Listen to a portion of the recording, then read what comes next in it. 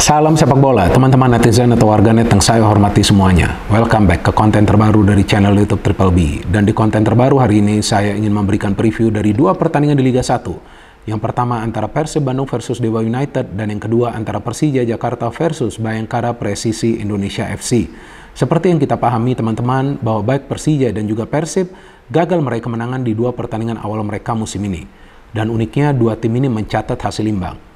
Cuma memang bedanya Persib Bandung lebih produktif, dan wajar Persib Bandung lebih produktif karena mereka punya dua ujung tombak di depan yang sangat berbahaya.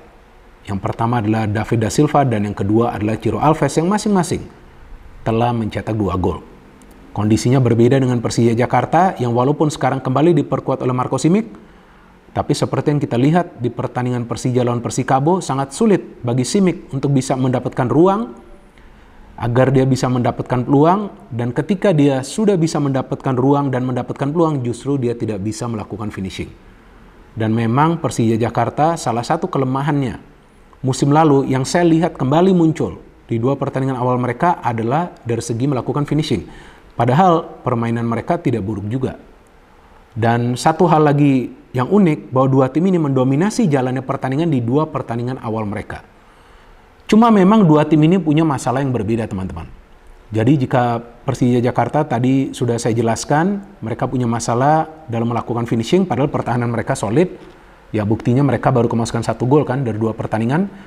Tapi Persib Bandung walaupun di depannya nih istilah kerennya gacor, artinya buas banget di depannya. Ada Ciro Alves, ada juga David da Silva, belum lagi didukung oleh Beckham Putra. Tapi di pertahanan, tampaknya para pemain Persib Bandung ini gak tenang.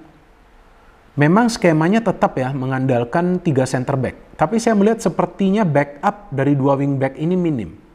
Jadi para pemain dari tim lawan itu bisa memberikan crossing atau bisa juga melakukan pergerakan secara individu yang sering membuat para pemain Persib Bandung yang berada di lini pertahanan itu kewalahan. Maka itu bisa dimanfaatkan oleh para pemain tim lawan. Tentu tidak terlepas juga dari keputusan kontroversial wasit yang memimpin pertandingan Arema versus Persib. Ya, seandainya itu David da Silva mendapatkan penalti, tentu jalan ceritanya beda dari pertandingan tersebut. Saya memang tidak menonton pertandingan Arema versus Persib dan juga Persikabo versus Persija secara live, tapi saya menontonnya. Tayangan ulangnya di aplikasi video.com, kan kita bisa nonton pertandingan secara full. Saya nonton, baru saja tadi siang saya nonton. Nah, saya baru selesai nonton, maka itu sekarang saya ingin memberikan preview. Tentu pertama-tama saya ingin membahas pertandingan antara Persib versus Dewa United karena kan mainnya lebih dulu ya, lebih awal daripada Persija. Mainnya kan besok ya. Nah, Dewa United di dua pertandingan awal mereka berhasil meraih kemenangan, dan mereka memang bukanlah tim yang lemah. Musim lalu walaupun mereka memang nggak bisa bersaing di papan tengah apalagi di papan atas, tapi secara permainan mereka bagus juga. Nah, musim ini saya melihat permainan mereka lebih rapi. Dan Dewa United adalah salah satu tim yang mengandalkan umpan-umpan pendek dengan variasi serangan, mengandalkan direct pass. Karena banyak pemain mereka bisa memberikan umpan dari lini pertahanan, apakah itu fullback atau juga pemain yang bermain sebagai center back. Jadi variasi serangan dari Dewa ini bagus banget. Itu yang membuat mereka juga bisa menang lawan PSM Makassar di kandang PSM Makassar. Padahal kita tahu bahwa musim lalu PSM Makassar tidak terkalahkan ketika bermain di kandang sendiri. Dan memang mereka mengandalkan pergerakan individu juga dari para pemain mereka. Jadi tidak akan mudah untuk menghadapi Dewa United. Nah, Persib Bandung sebetulnya dalam menyerang, saya melihat ya ketika saya tadi nonton ulang kan pertandingan Arema versus Persib, mulai kreatif nih di tengah, nggak seperti di pertandingan pertama lawan Madura. Kalau di pertandingan pertama lawan Madura, saya melihat serangan dari Persib lebih tersentralisasi dari kedua sektor sayap yang saya jelaskan juga kan di konten review pertandingan tersebut. Tapi di pertandingan lawan Arema FC, saya melihat lini tengahnya hidup. Karena ada kreator serangan, Beckham Putra. Dan Beckham ini didukung oleh dua gelandang bertahan, Maklok dan juga Rahmat Irianto. Jadi di tengah ini Persib sudah bagus dan serangannya bervariatif juga. Bisa menyerang juga dari kedua sektor sayap, mengandalkan dua wingback. Jadi dari segi serangan ini udah bagus. Tapi dari segi bertahan, saya melihat dua wingback ini sering terlambat turun. Mungkin karena mereka bermain terlalu ofensif ya.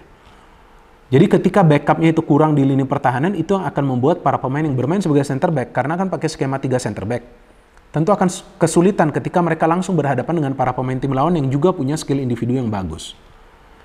Jadi untuk pertandingan ini yang perlu diwaspadai oleh para pemain Persib adalah ketika para pemain Dewa United itu mengandalkan umpan terobosan atau juga direct pass.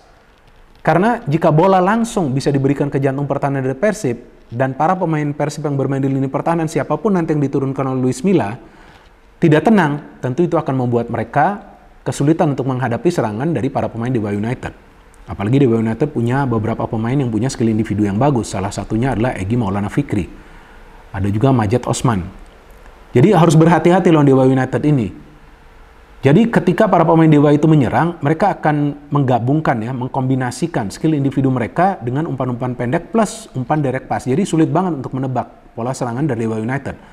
Dan saya pikir tim ini akan bermain lepas. Apalagi mereka sudah menang di 2 pertandingan awal kan. Jadi mereka tentu akan bermain lepas dan bukan tidak mungkin mereka akan berani menyerang. Nah, bagi Persib Bandung kuncinya adalah mereka harus bisa menjaga jarak. Para pemain mereka harus bisa menjaga jarak antara lini pertahanan dengan lini tengah. Jadi ketika lini tengah itu keluar menyerang, nah lini pertahanan harus naik juga. Jadi harus juga mengandalkan garis pertahanan yang tinggi. Memang resikonya besar kalau ada counter dari Dewa. Jadi ketika ada counter, salah satu gelandang bertahan dari Persib itu harus mengcover area yang terbuka supaya gak kena counter attack. Dan 2 wingback harus juga cepat turun ketika mereka sudah menyelesaikan sebuah serangan. Kalau enggak, akan sangat sulit bagi para pemain yang berada di lini pertahanan karena mereka menghadapi serangan yang cepat dari para pemain tim lawan seperti yang terlihat di pertandingan lawan Arema dan juga lawan Madura United kan. Padahal Persib Bandung di 2 pertandingan tersebut mendominasi jalannya pertandingan. Dan Beckham Putra sekarang mulai bagus permainannya. Di pekan kedua luar biasa permainan dia. Dia merupakan key player di Persib Bandung. Dan bagi Ciro dan juga bagi David da Silva kan enak ketika mereka mendapatkan umpan-umpan yang akurat dari Beckham Putra. Jadi kalau feeling saya teman-teman untuk pertandingan ini, pemain kuncinya bagi Persib Bandung adalah McLeod. McLeod ini adalah pemain yang cukup penting di Persib Bandung di lini tengah. Kenapa? Karena dia adalah pemain yang bisa menyerang dan bertahan sama baiknya. Jadi ketika Beckham Putra itu melakukan pergerakan ya, from box to box kan, artinya bergerak sampai ke ruang pertahanan tim lawan, sampai ke kotak penalti pertahanan tim lawan, nah McLeod ini harus waspada. Karena Dewa ketika mereka main transisi, mereka akan mengandalkan kecepatan dari para pemain mereka, dan itu akan sangat sulit untuk bisa diatasi jika tidak ada pemain yang bisa melakukan first pressing, pressure pertama kepada para pemain Dewa United. Jadi pemain kuncinya adalah McLeod. Dan untuk Beckham Putra, ya jika dia bisa bermain seperti lawan Arema, saya pikir itu akan memanjakan David da Silva dan juga Ciro Alves. Dan memang seperti yang saya jelaskan, Persib butuh pemain kreatif di tengah, dan saya harapkan Beckham Putra akan kembali main di pertandingan lawan Dewa United. Kalau bagi saya teman-teman, kemungkinan besar Persib akan menang di pertandingan ketiga mereka di Liga 1 musim ini. Persentasenya yang ingin saya berikan adalah 60% bagi Persib dan 40% bagi Dewa United. Sudah saatnya kali ini Persib meraih kemenangan karena tinggal mereka merapikan koordinasi di lini pertahanan agar para pemain mereka tidak kewalahan ketika ada crossing-crossing yang masuk. Nih kalau crossing-crossing masuk, tampak para pemain Persib itu sering kewalahan. Jika mereka bisa jaga itu, kinerjanya tetap seperti biasanya di depan, ya karena di pekan kedua itu lawan Arema FC terlihatlah kekompakan mereka di depan lebih baik daripada di pekan pertama lawan Madura United. Jadi feeling saya kemungkinan besar Persib akan meraih kemenangan. Ini hanya feeling saya. Nanti kita lihat di lapangan permainannya seperti apa. And now to the second match, Persija Jakarta versus Bayangkara Presisi Indonesia FC. Yang akan dimainkan kalau nggak salah di Stadion Patriot ya.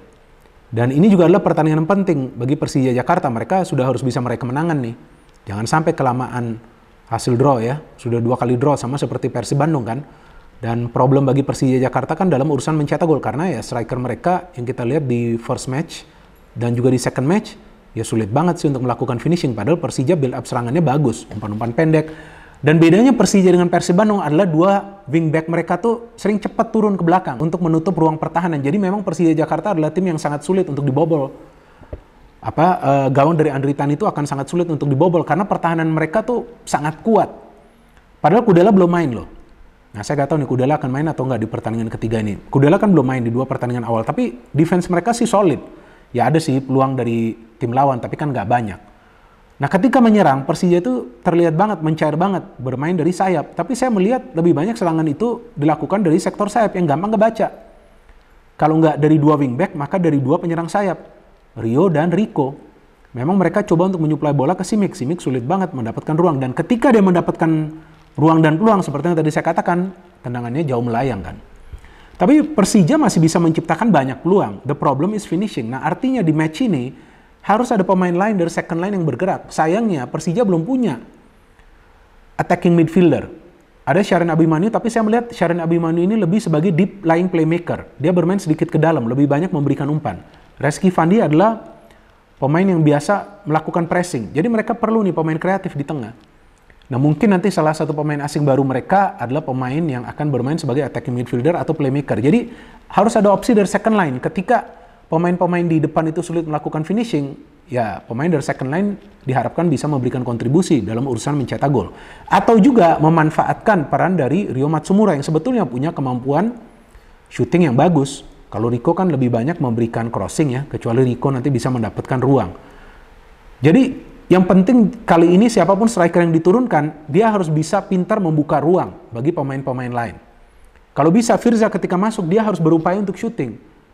Karena kalau terlalu lama menggiring bola, mengirimkan crossing-crossing yang akan bisa dibaca oleh para pemain tim lawan, itu yang akan menyulitkan Persija sendiri. Nah yang anehnya Bayangkara Presisi Indonesia FC di 2 pertandingan awal mereka kalah. Padahal jelang musim lalu berakhir, mereka mainnya bagus banget. Dan mereka punya pemain-pemain yang bagus lah, secara kualitas permainan bagus. Cuman saya melihat tim ini sering keasikan menyerang. Jadi ketika keasikan menyerang, saya melihat dari tengah ini nggak ada backup untuk lini pertahanan. Jadi ketika ada jarak yang terbuka antara lini tengah dan juga lini pertahanan, itu yang membuat mereka dengan mudah kebobolan. Padahal dari segi menyerang, tim ini nggak buruk juga. Bagi Persija ini bukan pertandingan yang mudah teman-teman, walaupun mereka akan bermain di Stadion Patriot ya. Kan musim lalu juga mereka cukup banyak bermain di Stadion Patriot kan. Tapi gak akan gampang. Bayangkara FC tentu akan coba untuk memberikan kesulitan kepada Persija Jakarta. Nah kuncinya bagi Persija Jakarta adalah mereka harus bisa memanfaatkan transisi. Apa itu transisi? Counter attack. Karena itu adalah salah satu cara bagi Persija untuk bisa membuka pertahanan dari Bayangkara FC. Karena Bayangkara FC kemungkinan akan bermain menyerang. Mereka bermain menyerang di 2 pertandingan awal mereka. Home and away, kayaknya mereka akan main nyerang lagi. Nah, Persija harus bisa memanfaatkan transisi positif. Jika mereka bisa memanfaatkan itu, memanfaatkan pergerakan dari kedua penyerang sayap untuk melakukan cutting inside dan shooting, feeling saya Persija bisa meraih kemenangan. Kalau untuk pertandingan Persija, persentase yang saya ingin berikan adalah 55% bagi Persija dan 45% bagi Bayangkara FC. Pertandingan ini tidak akan mudah bagi Persija Jakarta. Para pemain mereka harus bisa memanfaatkan setiap peluang yang mereka dapat. Secara permainan mereka gak buruk, build up serangannya sudah bagus, tinggal finishing yang mereka harus lakukan harus benar-benar sempurna, dan juga mereka memang membutuhkan tambahan pemain asing teman-teman untuk bisa meningkatkan level permainan dari Persija. Tampak jelas mereka kehilangan sosok seorang pemain yang kreatif di tengah. Abimanyu kreatif, tapi dia tidak banyak melakukan pergerakan menusuk ke jantung pertahanan tim lawan. Jika hanya menyerang dari kedua sektor sayap, tentu akan bisa mudah dibaca oleh para pemain tim lawan. Padahal pertahanan dari Persija sudah super solid. Tinggal bagaimana caranya serangan mereka bisa dibuat super ganas. Dan tentunya bisa super ganas jika para pemain mereka bisa melakukan finishing. Jadi itu saja teman-teman analisa yang bisa saya berikan. Dan setelah pertandingan dari Persib dan juga pertandingan dari Persija, nanti saya akan kembali membuat konten untuk memberikan review dari 2 pertandingan tersebut. No hate, no politics, only football. Salam sepak bola.